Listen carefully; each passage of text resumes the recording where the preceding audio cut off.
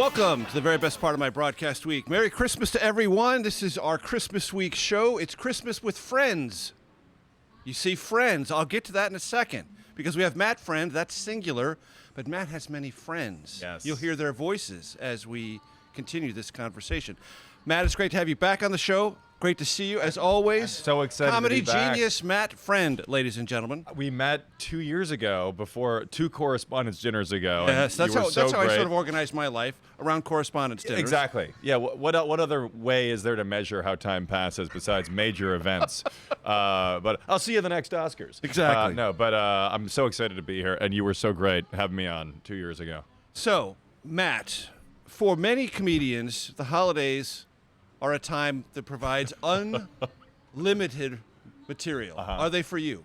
The holidays? Yes. And the angst and the pressure that comes around them. Around the holiday, just Yes. this period. I mean, I think in this particular time, there's a This certain holiday heightened level of angst, but also opportunity for material, Right. because of recent things that have been unfolding politically in our country. But then again, I can always just do a Michael Bublé jazz tune and forget everything that's actually happening, but that wouldn't be responsible considering the fact that this is my final interview before Kash Patel arrests you. Right. I'm sure he knows my address. Work and terrific. home. Yes. Yeah, no, but there's a lot of crazy things to attempt to create material over. It was weird. I was supposed to do a show the night of the election, and then it just felt so like off to do any sort of comedy in that moment. So then time has now passed, and I think people are like laughing again. But it's definitely a weird time. I don't think people are going to regard the second Trump presidency the way they regarded the first, as kind of a fluke and something where You can't. comedy was... Unless James Comey comes back and tries to do something. It's not as funny. This one? Yeah. Yeah, I mean, it felt more definitive. I mean, more like overwhelming support for him. You know, it was. There's no denying it. Like, regardless of which side you're on, there's no denying his. Right, he won the popular vote. He won the electoral college. It's an amazing comeback, if you will. It's wild, but that doesn't mean that we as comedians can't make fun of whatever's happening. Right. When you think about Trump 2.0, what comes to mind? Well, I think very big, very strong, very bold. Vengeance? You really set me up, Major, like a big dog, but it's going to be a tremendous 4 years. You know what they did? They treated me so horribly. The Takeout especially, a disaster. They talk so negatively. And they talk about retribution, Major, but there's going to be a little bit of that. It's a little bit, only on day one. I'm going to be like Mussolini. Like the great Mussolini, but just for one day, we're going to get rid of the nasty. You see what happened to Slapadopoulos? He has to pay me a lot of money. George Slapadopoulos. You don't want to end up like Slapadopoulos. 15 so, million. If that could be you, so watch your words because you could be bankrupt. I don't have 15 million. Well, I know. That was unbelievable, wasn't it? But I don't know. Wait, the question was, wait, what was the question? What do you anticipate? That was a little bit of a Biden moment. Well, where are we anyway. going with this? Well, What anyway. happened? Yeah, you know, I don't blame the guy. It is hard to remember what you were just talking about 2 minutes Is he ago. still the president? I'm not sure. I really don't know. I guess I'll find out. I'm going to the White House in a few hours. Just dabbed. But he is the president, as far as I'm concerned. But what will happen with Trump, you're saying, comedically? What do you anticipate? Your viewers will be like, this guy is all over the place. What do I anticipate? I just had some of those leftover J.D. Vance beers from the football game. No, I Navy, I yes. anticipate. I mean, I think it's going to be a lot of the same comedically. But like there's the first time around, everyone was surprised. Yeah, I mean, there was the second time there was the insurrection when he was running. There was questions over like if he won the election legitimately, Russian interference. Questions on his conduct, and now it's like he's becoming like, I don't really remember the Obama, like how people perceived his level of power, because I was like 10 years old. But I mean, he seems like the most powerful person that's ever lived. Like, I don't know, like he seems like completely invincible. And that pleases Donald Trump. Oh, it really does. Yeah, it's great. But I mean, it's. But who's more powerful, Donald Trump or Elon Musk? I think probably Trump is inevitably going to get annoyed with Elon. I think that's not going to end well. I think that there's two alpha men clashing. I'm not sure unless Elon can maintain his like faux submissive attitude, but I'm not sure. Cheerleader. Yeah, Jumping up. and maybe Trump will change the constitution to allow South Africans to run for president. Because it's not one of the countries, right? By the way, these are just his quotes, people. Exactly. People are like, you're really making fun of him. Like, actually, I'm just repeating things he has said. He has said, no doubt. No, but I think comedically, it will be interesting, especially because we were just talking about this before we got on the podcast. Like, there's different groups of comedy. Right. There's like the Joe Rogan, Theo Vaughn, slightly more conservative seeming comedy group. And then there's like the SNL, and then there's the Daily Show. And because of the rise of like big comedic podcasting comedians, the perception of Trump in comedy has changed. Like Tony Hinchcliffe at MSG, he's whether you like him or not, he's a comedian. Right. So like comedy seemingly is veering toward a very more conservative. Speaking of Tony Hinchcliffe, how did that land with you? So some comedians came to his defense, others ran and sort of said no comment. I mean, I just think that it wasn't a good joke. You know, Bad it's joke. like I think that he had an opportunity. Look, if he likes Trump, he has an opportunity to have really good material. There are some. It's not funny to comedians call like- Puerto Rico No, a floating island of garbage. Like George Carlin, I think he talked about like not punching down or something. Right. Like Carlin would have had some really inventive, funny, you know, Historical thing. something. Yeah, but just to go up and say like someone is a piece of there's no comedy behind that. So if there was thank you. So if there was comedy behind that, then it would have been one thing. But it wasn't like a funny. There was no substance behind. Anybody can go on a stage and say that X thing is a garbage fire. Right. So if there was an original joke, that's a different. So your knock on conversation. him is it was just a bad joke. Well, it wasn't a good joke. I mean, also like it was, you know, like I think. Do you there has think to- comedians have to or have some responsibility to defend other comedians in I do. times like that? I mean, I think that comedy should be defended. I mean, there's a question of where is the line. Like when Chappelle in his special The Closer, he had all these trans comments, and then the CEO of Netflix came to his defense, and I actually think I agree with that because I think especially in today's society, comedians I think need to have a lot more like leeway and protection. But it's another thing when you're crossing the political line and you're campaigning for somebody, because this was less of a comedy show. This was more like I'm advocating for a candidate, Right. And then it's like a platform politically. Right. This isn't that Tony's stuff wasn't in a comedy club. No. So it's one thing to say Puerto Rico is garbage in a comedy club, whether you like it or not, that's in a comedy club. I'm not saying it's a good thing to say, Right. But he did say it in the context of a political. And look, in the speech. 1960s, the Smothers Brothers lost their show That's a because great they were reference too. for kids, I yeah. know. Tony Smothers. And Mort Saul, even better for the God, kids. San Francisco's greatest. Meaning, in the popular culture, you can get crosswise with corporate interests Yeah. and still be funny and challenge respectable beliefs, But as a also- satirist is supposed to. And also, pop culture was not dominated by Trump, but more in the Mort Saul time. Right, no. So there's also a heightened sensitivity with this guy. With Trump. Yeah.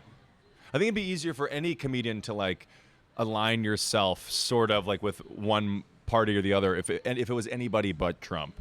Like Chris Farley doing his Newt Gingrich in Congress. Like that was a more fun, loose time. As opposed to if I went into Congress and did a Mike Johnson, well, Mike Johnson would just be a lot less entertaining because nobody wants to see a version of the Book of Mormon. But hello, my name is Mike Johnson. Matt Friend is our special guest. By the way, our thanks to the Dubliner. We'll be back How for hot is segment Mike 2. Johnson? Very good. Okay. In 1 second. See Okay, ya. terrific. Back to you in a moment, America. Donald, for the future, my name's not Tim Apple. It's Tim Cook. Apple's the name of the company that I run.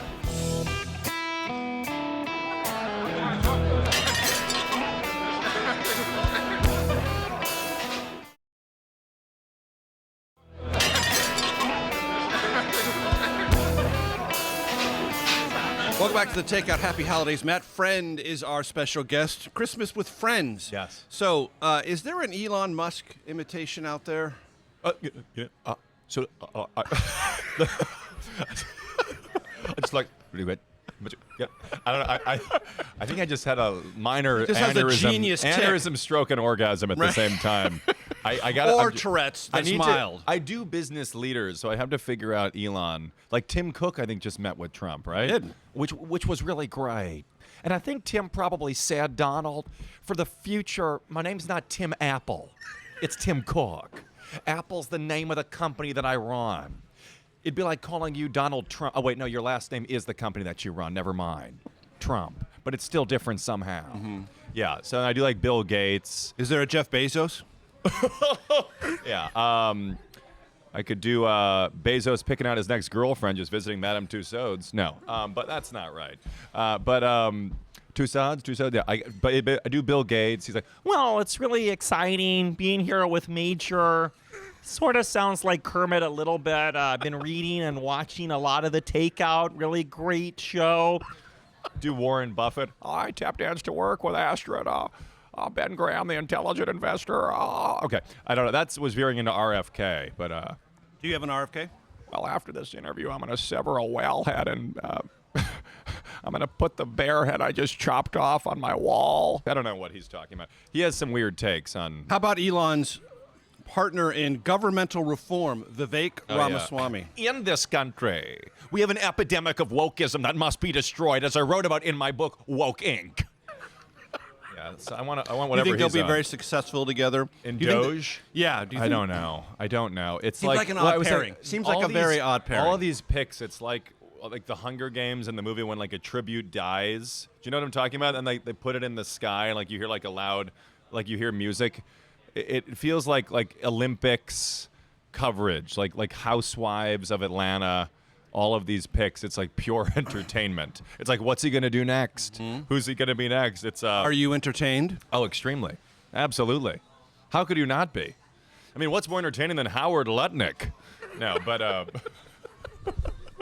yeah, no, it's The definitely name just rolls off your tongue. Lutnick doesn't really it? rolls off the tongue. Yeah. No, but it's definitely a crazy.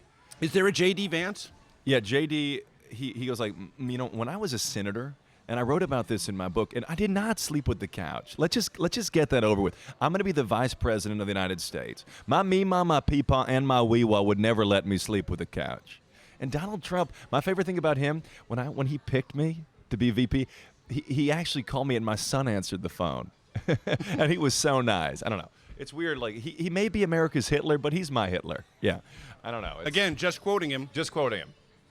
Yeah, there's I'm a lot making of fun, just quoting him. exactly. I'm just quoting him. How much will you miss Mitch McConnell?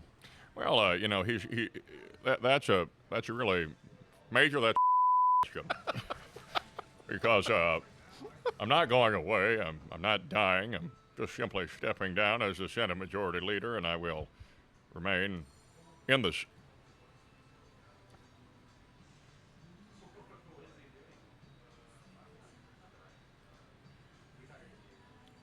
This is a McConnell moment, if you're not familiar, ladies and gentlemen.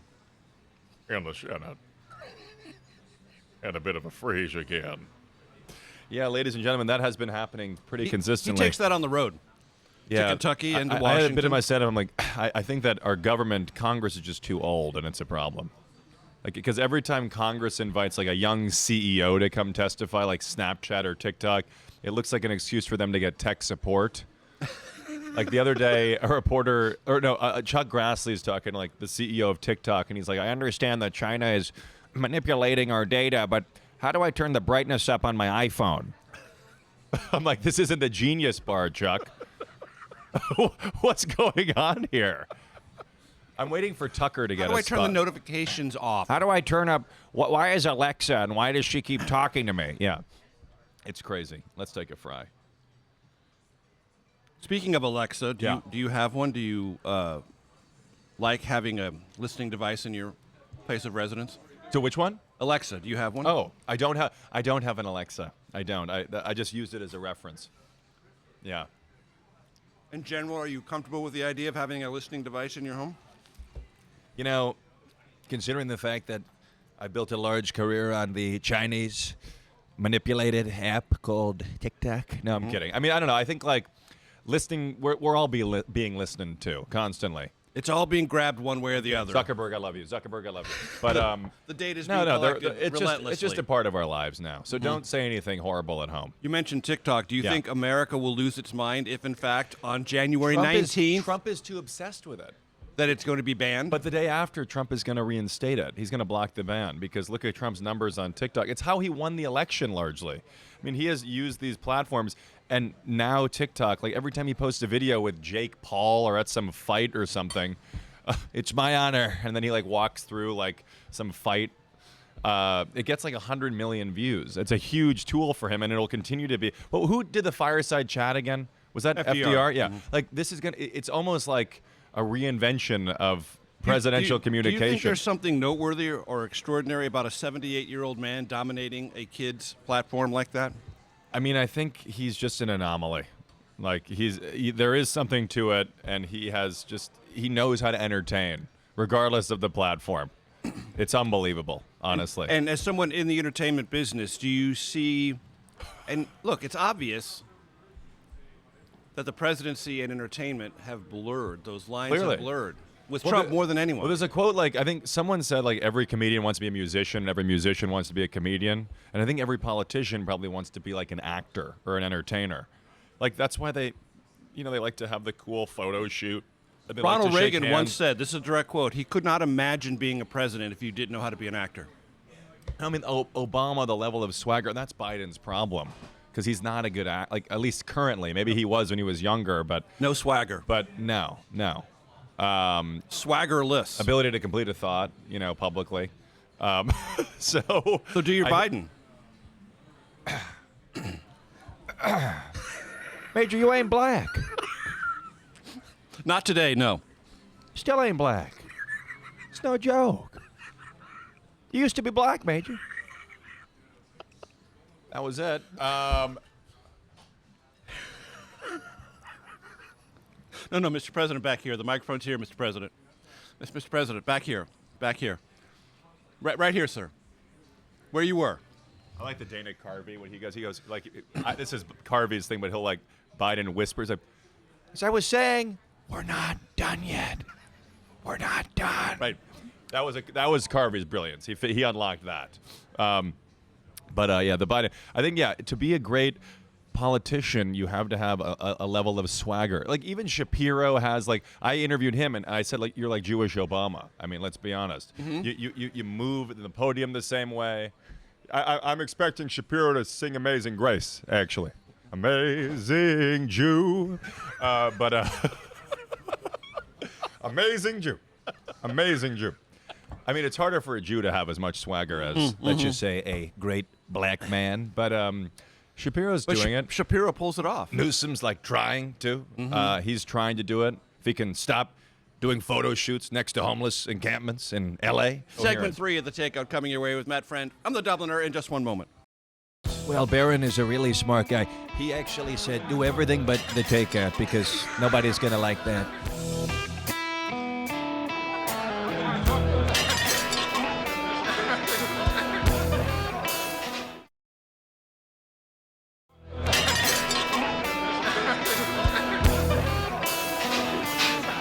Welcome back to the Takeout. Welcome back to the Dubliner. Merry Christmas, everyone. Happy Hanukkah. And the like. Matt Friend is our special guest. This is Christmas holidays with friends. And thanks for throwing in that Hanukkah because I'm your guest today.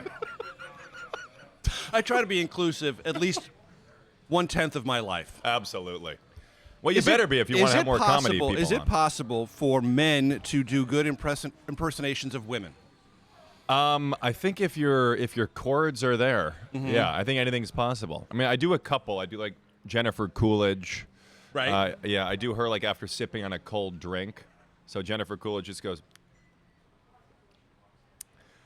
oh God. It's the whole bit. Right. That's the beginning and the end of it right I there. do Maya Rudolph smelling a fart. You know, she just goes. Yeah, that was Right. it. Not really vocal. How about Kamala Harris? Is that something one's you haven't even tough. tried? I was doing Tim Walz because that's getting me a Okay. lot of mileage now. Yes, Tim Walz. Yeah, Tim Walsh. Yeah.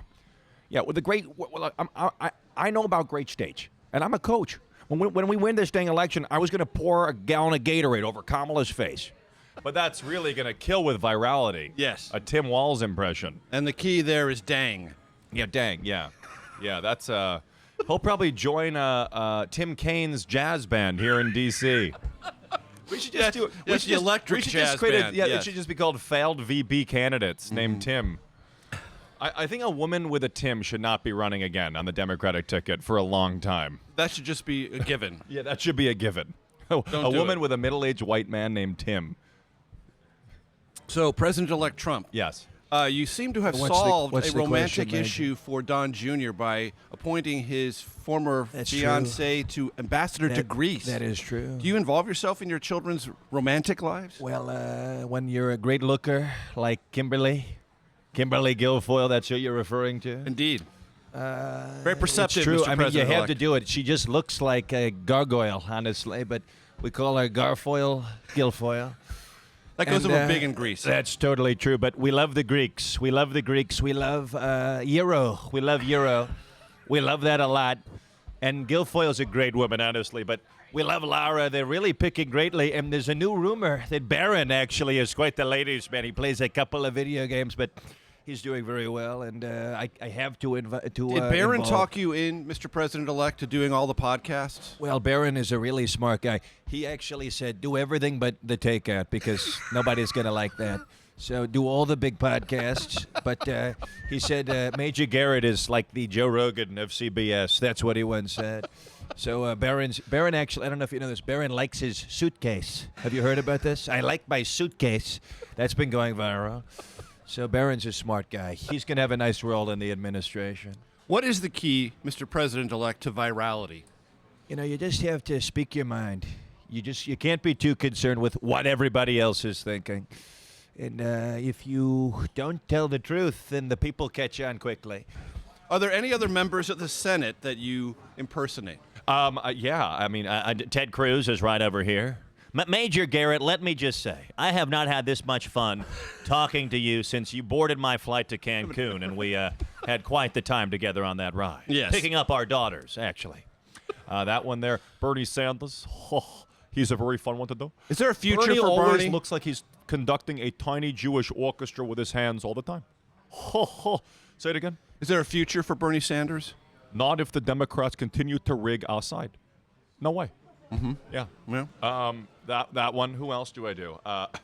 Gavin Newsom, governor. I just did him. I do. How am I blanking out right now? Your Governor Ron DeSantis of the free state of Florida. He might have some more relevance, you know, if certain picks don't go through. Hegseth. Right. If he can stop, being sexually violent. I don't know where that was going. DeSantis, I do. Who is on my list? Brett Kavanaugh, but that's kind of niche. I like beer. Yeah, that one kills in the clubs. Yes, yes. Yeah. That's Yeah, Matt. who else do I do? That's Brett Kavanaugh by way of Matt Damon. Yeah. Chuck Grassley. I was doing Senator Leahy. I do Chuck Grassley during the Kavanaugh hearings. We're going to be motioning to the floor now, so could Senator Leahy please proceed? You mentioned the Yeah. Book of Mormon. Is there a Mitt Romney? Governor Mitt Romney. Yeah, it's okay. He's like, Ann and I are so thrilled for President-elect Trump, and I hate his guts, but we're really proud of him. You all know the Bible is made of testaments old and new. You've been told it's just those two parts, or only one if you're a Jew. Hello, my name is Mitt Romney. Okay. He really does seem like he's out of that show. Is it worthwhile to workshop Melania? In what context? Take it whatever direction you Okay. wish, but be careful. That would be tough too. I can try. Maybe I'll work. You never know. The next 4 years, I might have to just figure her out. Right. Yeah, that would be a good one for me to start figuring out. Do you think, as a comedian, Yeah. there is anything you should or need to be careful about in the next 4 years? That's a serious question. I don't think this time is different than any other for comedy. Just keep trying to make your audience laugh. I mean, and when it comes to those in power, I mean, I think there's a danger if you are trying to change your comedic outlook Right. You're holding back. because of who is in power. Do not hold back. Yeah, and this is America. We're not going to succumb to the fear of whoever is in office. When you were looking at the election, let's say a couple of weeks out, did you have a sense of how it would land? I mean, I always thought he was going to win, but the last few days, I somehow thought that she was going to pull it off. And then I think no one really knew anything. Everybody had these predictions. I think nobody really knew. But it was crazy, like the night of the election, how like one state after quickly another. it was veering One toward state him. after Just another. nothing ever felt close. No. It was. I thought it was gonna. People were like, it's gonna take weeks to count, and it's gonna be a nail biter, and then it's just like done. Right. It was crazy. And it feels as if there is something bordering on an existential crisis for Democrats after this election. They don't know Not who they bordering. are. Okay. More than there's a total crisis. They got killed. I mean, how could there not be a crisis? The whole country. I feel like not even just the country. Like the whole world is seemingly thinks they're just like loony. And yeah, Bill Maher agrees, right? Oh, it's so loony. New rule: if you lose elections, don't put up the same people next time, okay? That just came out. But yeah, I mean, it's also interesting too because regardless of where I go, like whether it's an Uber driver or like a mailman, I feel like just like very working class people. There's a sense of like happiness that he won, which is interesting. Like whether you talk to like. That's not the world you and I grew up in, where a Republican winning. Thanks for looping us in the same time zone, Major. I don't remember That was where I age was when appropriation. JFK was killed. Yeah, okay. that was age appropriation on my part. And I will do No, it it's not the world we grew up in. No. where the Republican victor pleases the working class. It's wild, yeah. Especially wild too when you look at like the tax codes that are being rewritten. Right. But I don't know. I mean, there is that argument that like Democrats are. Is that because you live in the world of cultural symbolism? Yeah. Is Trump a cultural symbol? 100%. More with Matt Friend from the Dubliner in one moment. Those guys are like major A-list movie stars, like, Right. and then they decided to and create a podcast.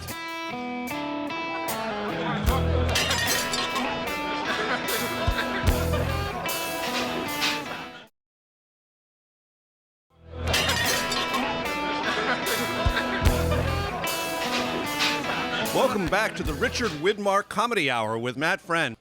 Richard Widmark, another ancient figure from Hollywood lore. Yes. Because I was age called out by Matt Friend. What do you Not mean? once, but twice, maybe Thought four we were going to do times. this at I lost Nickelodeon next time. RKO Pictures. Jack Warner. D.W. Griffith, actually, Yes. please, if you Yeah. will. Let's really keep it contemporary. Have your audiences in the last couple of years changed? Do you have a sense you have Trumpers in your audience? Do you detect that, and how do you deal with that?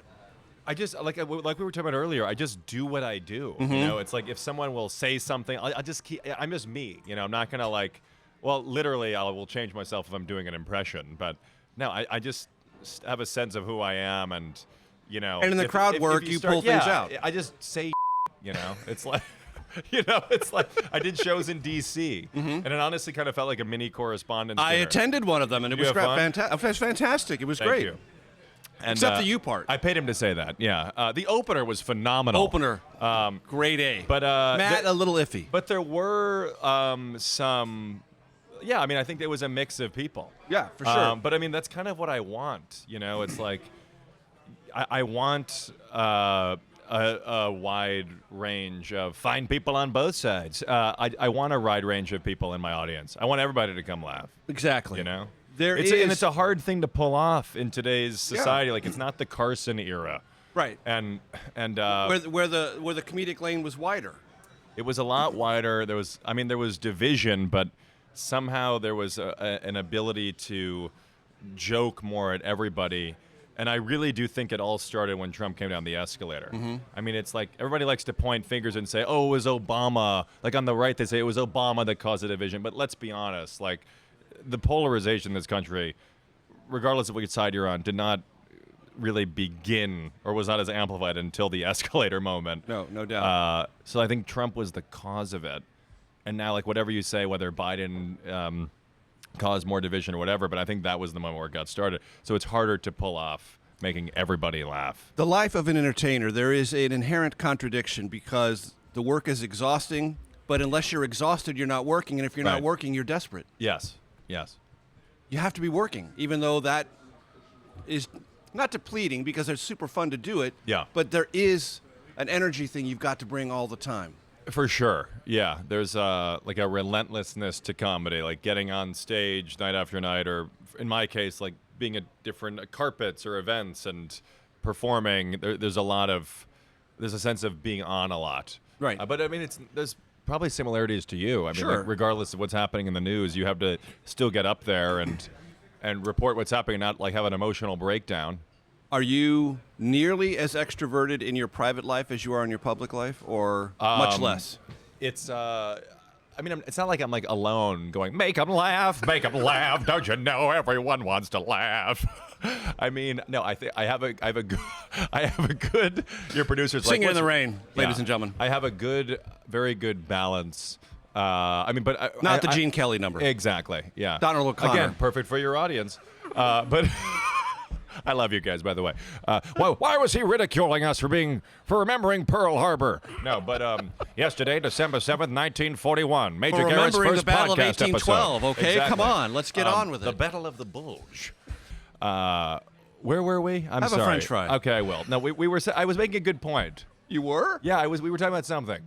I had a good point. It would have been the first. I should have remembered. Yeah. No. It was a very good point. I was going somewhere with this. I'm really, Make them laugh about the idea no. of what you're like in your No. private life as compared to your extroverted, always on. I'm in a comedic place life. now where like, I'm 26 years old. I'm hustling like a going hard. Beep, beep, beep. Yeah. I'm going hard, and I will have no regrets about that. But I mean, I think I have a sense of I know how to turn it off. Mm-hmm. It's not like I'm. What defines right now success for Matt Friend? What defines success? Invitations to appear on the Takeout with Major Garrett. Double box checked, so you're good Yes, there. Yes. Beyond that, I know that's a really You're asking what my heavy goals horizon. are or Yeah. something? I mean, I think I have a new podcast I'm doing. Bill Maher is producing it, which is cool to work with him. I'm working on my stand-up to tape a special, like ideally next year. Working on my late night set to get that ready. So there's a lot of award seasons coming up. I'll be on the carpet at the Golden Globes. So like, you know, I was just at the Kennedy Center Honors. I hosted the NHL Awards. I did the Correspondents Dinner. Like, it's been a crazy year.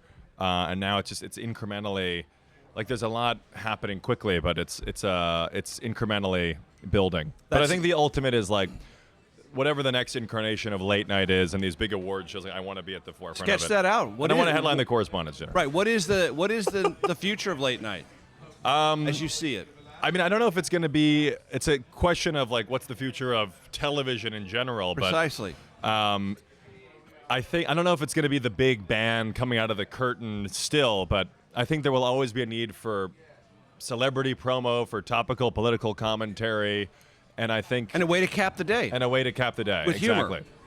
Exactly. And I think I don't really think too much on what it will be. I'm focused on creating while I can, and then we'll see where that all leads to. What's the pantheon of late night comedy in your estimation? Who's first? Currently? No, ever. Oh, I mean, Carson's like Carson. the best, yeah. And then Letterman? Of course, yeah. Distant third, Leno? I think like Conan. Conan, yeah. You know, I mean, especially now, like how he has. Obviously, his show was amazing, but now in today's podcasting, Right. where like he's going to host the Oscars, and his podcast is huge and it kills. I just think he has a real sense of how to go with the times, and he makes me laugh. Like his interviews with Norm Macdonald and Right. Jeff Goldblum. Right. A very good yes. Working on a Norm, yeah. Is there any Major, part of yeah. you that's envious of Those are the Smartless and guys Oh, just come basically on. sitting around? We could just be smartless. Shut up, Bateman. That was Will. I mean, just guys sitting around I mean, and those guys making are- millions of dollars. Well, those guys are like major A-list movie stars, like, Right. and then they decided to and create a podcast, Beep. and they're making a lot of money. So what is this? What show? What is this? Cronkite? What are we beeping? It's a podcast. People are taking poops listening to this. Beeping what? Among other things. I mean, what is this? Oh, today on the show, some youngsters from Liverpool. I mean, we're in the Dubliner. That guy's been swearing more times than I have. Weird, wild stuff. That's right. Yes. With that Carson out, stay tuned, rather. Yeah. Stay tuned Oh, God. for your Takeout Outtake Especial. I'm Major Garrett. We'll see you. Major Garrett's kind of sexy. Yeah. He's got the silver fox thing.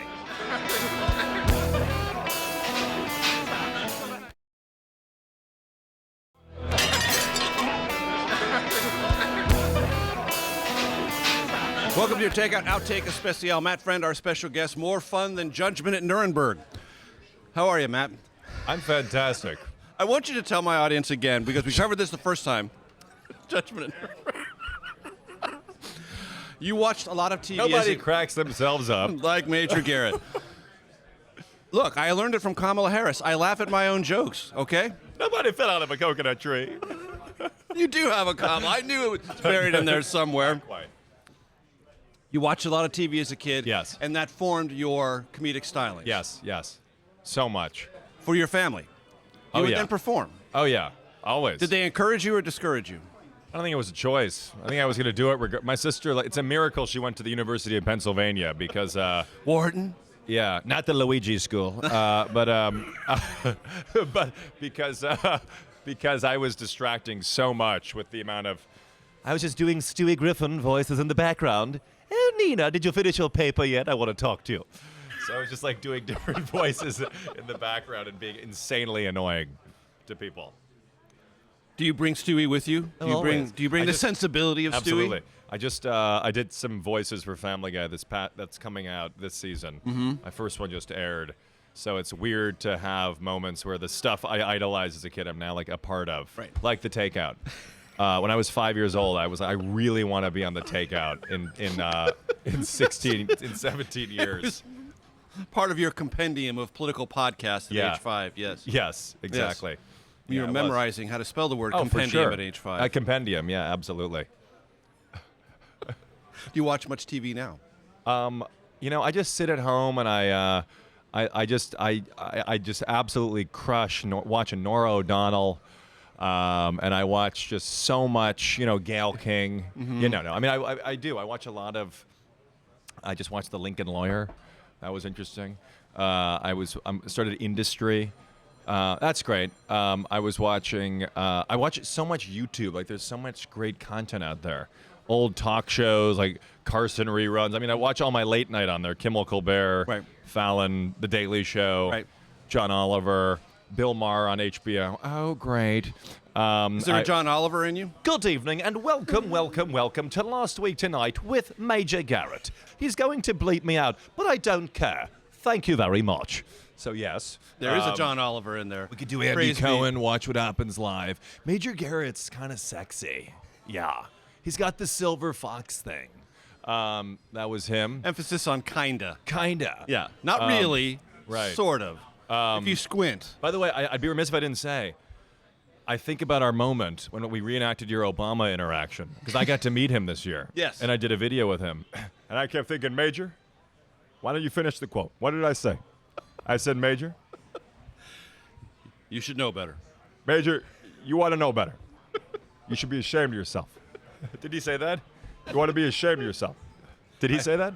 More. Yes. Unbelievable. Yes, indeed. I was in a room with him, and I like had my biggest hits memorized, and I walk in, he goes, and we shake hands, and I go, hey everybody, this is Barack Obama, and I am here with. He goes, well actually, I'm Barack Obama. I go, Barack, give me a second. Amazing grace, and he goes, and it was just like, and I go, that's what I do, and I did a jump shot. I got all the big hits in there. He killed and he kills. Yeah, I Matt tried. Friend. Thank you. Merry Christmas, Major's Happy like, stop Hanukkah, talking. and all the rest, everyone. Thanks, See ya. everybody.